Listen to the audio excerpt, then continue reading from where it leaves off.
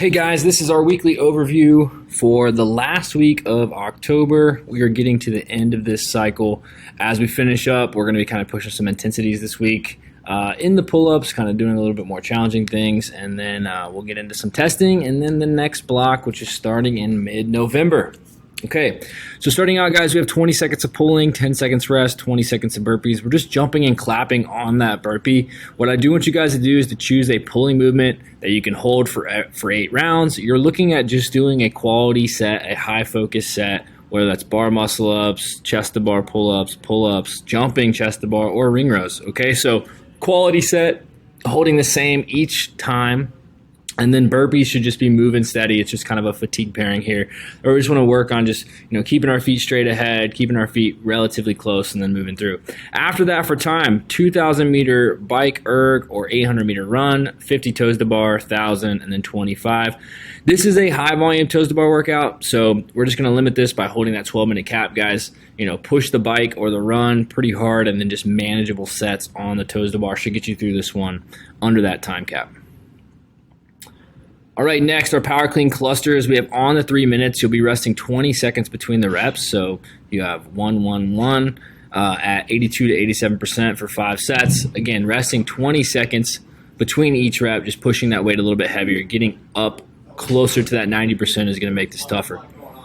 All right, then we have 90 seconds on the clock. We have 8 D-ball over the shoulder. Okay, we're going to push a little heavier weight than we have been doing, and then as many handstand push-ups as you can do. Okay, so on those D-balls to shoulders, we're just putting that D-ball to the shoulder, removing a hand and back down. We're not actually throwing it all the way over. It allows you to kind of hang on the ball. You could even try to do like a touch and go set with that type of a movement where you're just kind of switching every time and the ball's just going back to the ground. And then again, just pushing that to where you have roughly 45 seconds to 30 seconds to do this handstand push-ups, whether those are kipping or strict. Whatever version you can do, that's what we're going to try to target today. All right, Wednesday on the 7 minutes, we're going to do 4 rounds. It's going to be a little bit longer workout, looking at having some endurance repeat here of 400-meter run, 100 double unders, and then a 500-meter row.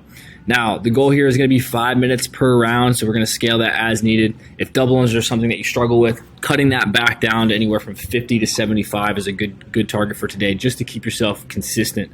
After that, we have some rounds not for time. We're going to do that kettlebell march, kind of similar, but we're going to be holding a single arm in the front rack, working on marching per side, just working on some unilateral movement.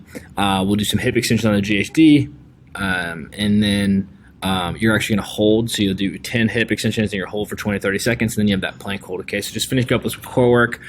Really good day here today, guys. We've been pushing these a little bit tougher endurance pieces. They're super important as far as pacing, so learning how to just consistently hit the same time or even getting a little bit faster will keep you from coming out too hot in the future when you're doing a workout that doesn't have rest involved.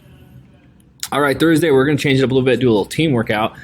10 minutes to complete. You're going to be biking, switching every 500. The resting partner is going to be holding a D-ball, just big hug, 5-minute rest, and then we're going to be switching. The partner that's resting there is going to be pushing a sled, and resting is pretty, relative here because we're actually going to be doing work, but our active work is going to be that. And then we have rest 5 minutes, and then we're going to be rowing and doing a no push-up or box jump, just working on consistent movement, staying clean, staying crisp. That's what we're going to be looking for while the other person is rowing.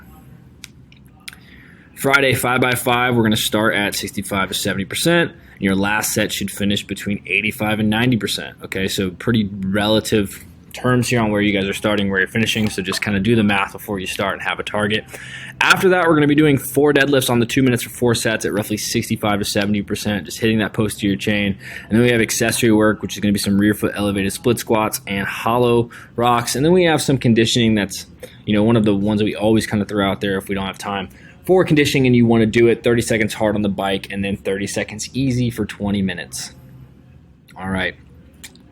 Now we have a team dumbbell TJ, which is a hero workout. It's going to be a you go, I go. We're going to be doing dumbbell bench press, strict pull-ups, and then max set of thrusters.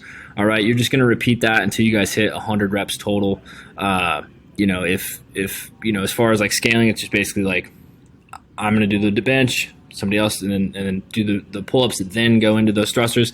If you guys have to do those pull-ups in more than 2 sets, drop the number down.